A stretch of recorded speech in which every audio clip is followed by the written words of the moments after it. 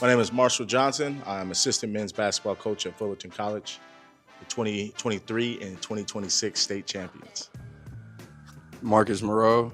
I'm an assistant at Northview High School, Covina, my first year coaching.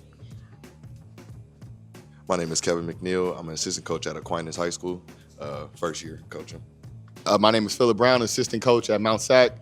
This will be my 5th year, and I've been with Prodigy for about 15 plus years. I've been with Prodigy since 2016, so about 10 years now. This is my first year back with the 17s. I've been working with our 15s and 16s group, so I'm excited to be back working with this group here. I've been with Prodigy pretty much my whole life. Since they started, I've been in and out as a player, as a mentor to the players, now a coach. This is my 2nd year. I've been with Prodigy since 2013. I started playing my sophomore year. Been family, all my brothers and uncles. This is my first year coaching though for them, so excited for the summer. Be with Big Marsh, man. Finna try to get a championship in this Puma joint. I've been with Prodigy since about the early 2000s, back when it just started to be training and then eventually turned into club ball. So I've been with it about 20 years, I would say. I've known Cam since early 90s. My dad and his dad used to work together. So my dad used to go to all the Cam and Tracy's high school games. So I've known them since I was basically diapers. And then when Tracy used to do his Tracy Murray camps, that was early 2000s, late 90s. I was about 8, 9 years old around that time. So I've been knowing him my whole life, basically. I've been knowing Cam, same as Coach Phil, since the early 90s. I played in the camp. My brother went to the high school Cameron and Tracy went to. So my dad and their father were friends. So I've been knowing them since I could remember. I first met the Murray family, Cam and Tracy. They used to come to our open gyms. I played at Azusa Pacific University, and we used to have open runs. So when I was a player there, we used to invite them up, and they'll bring their team and come and actually run the courts. That was my first introduction to them. And then when I got done playing overseas in Australia, I ended up joining the Prodigy AAU program back in 2016, and I've been here ever since. So the Murray family's family, and like I said, I'm grateful to be here. I'm thankful for their connection and brotherhood. I first met my Uncle Cam, man, in 2013 during Ball Up. My big cousin Darius introduced me to Cam. I was with another travel ball team at the time. He introduced me, and I came and became the Prodigy family. And it's been family ever since then. They moved me through my JUCO stages. When I got to school to Bakersfield, and even after that, and you see now they still connected with me and taking care of me. So love them for real. For our kids, I think it means a lot. A lot of our kids don't really get the exposure they deserve sometimes. So playing on a bigger circuit allows coaches, college coaches, all type of people to be able to come out and see talent that has went unseen throughout the year or even prior years. So I think playing on the Puma Circuit, a lot more eyes on you and a lot more showcase, your abilities. To be honest, it's tough because we fought so hard to stay away from getting sponsorships or playing on any kind of circuit.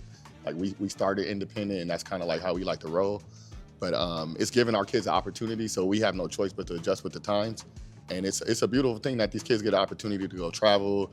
Usually we were doing all West Coast stuff, so now the kids are getting the opportunity to go to the South, East Coast, see some different kind of players. So it's going to be a beautiful thing for these kids to get that kind of exposure. Obviously in Southern California, you're going to get the best basketball, but you still got to see different basketball. So that's the best thing for these kids, I think. For the 17s, we have a group that's been together since they were babies, honestly. So it's exciting for us to be able to work together at the 17U level, even though I think we may be one of the younger teams in the 17 division.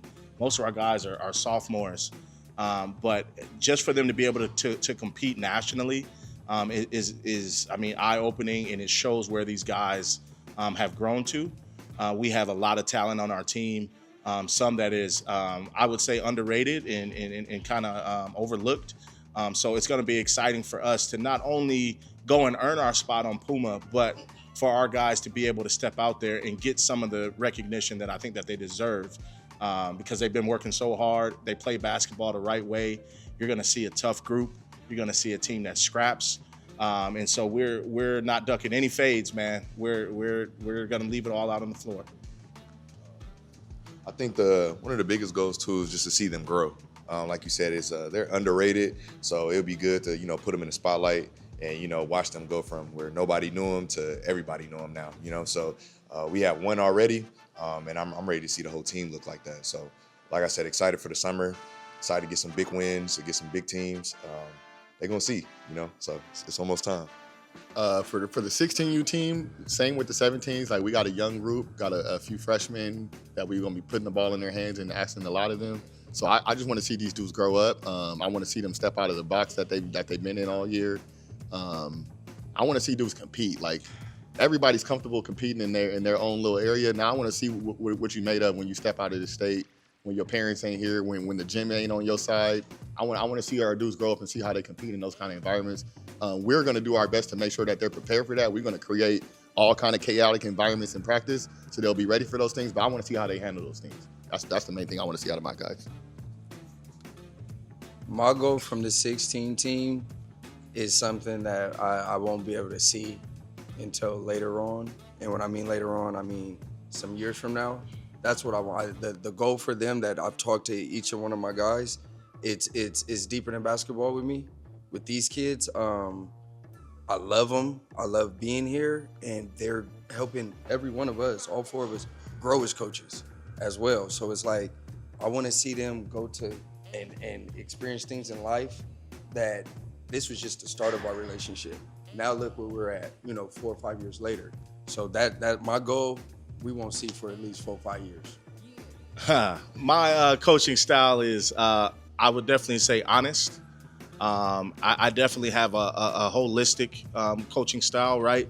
I'm not only going to challenge you physically, but I'm going to challenge you emotionally and mentally as well. You're going to be put into some tough situations, but I also spend time getting to know you.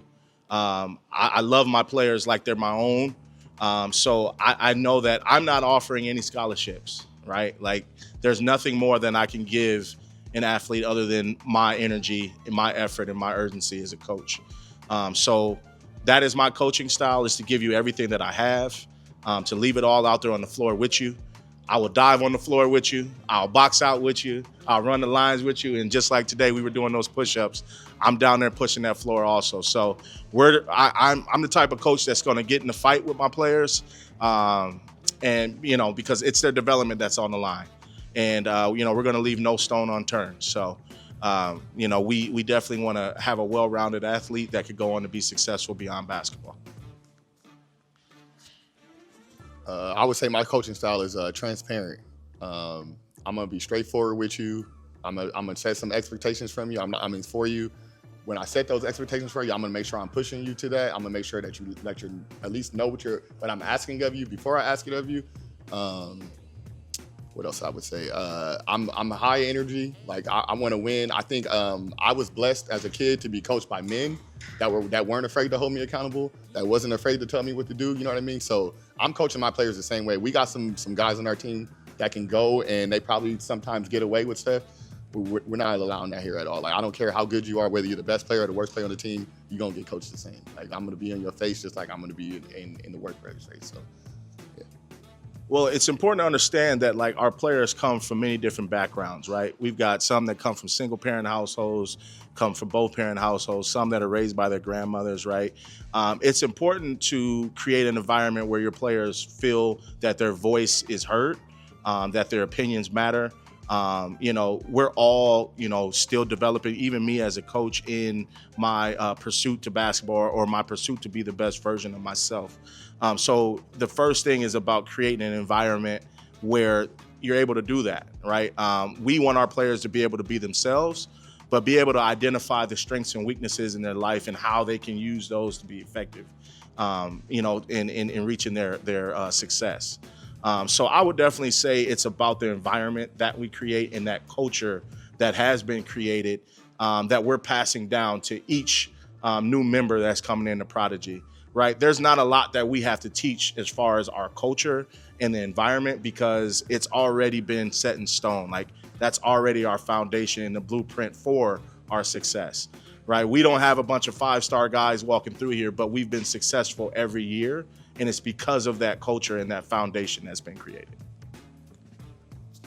Yeah, he covered a lot of it, but to piggyback on some of the basic things we do, our practices, there's a lot of communicating between the players. Like when we have water breaks, we always tell them, get with your team, talk for a few minutes. Like we create that kind of environment to where they all got to get comfortable with each other. Whether it be simple little group texts, you know what I mean? I can speak for all of our coaches. We're the type of coaches, we're not going to be that coach that after practice, we're not approachable. You know what I mean? Like, there was times, I'm sure all of us done played for coaches where it was like, man, I see my coach in the hallway, I'm going to go the other way. We're not those coaches. We're approachable. We set that tone to be approachable. I mean, we're all likable dudes. Like, we'll joke with the kids sometimes. We know when to get serious with them. But we keep that relationship to where they're comfortable. Like, we can't just always be bad cop, you know what I mean? So we got a great relationship with all our kids. We got some kids who will come in quiet and they'll leave a completely different person because that's just kind of, like you said, it's a passed down environment. I actually just want to talk about real quick, just make a quick mention of Prodigy as a program as a whole. You know, there is a great foundation and a lot of solid, great families and players that have come through this program over the years. Even though we're going on this circuit, we're still bringing the same recipe that we've always brought. And that's to be the biggest dogs in the gym. We're not ducking any fades. We coach and play basketball the right way. And you're going to see that in the product that we put on the floor this year.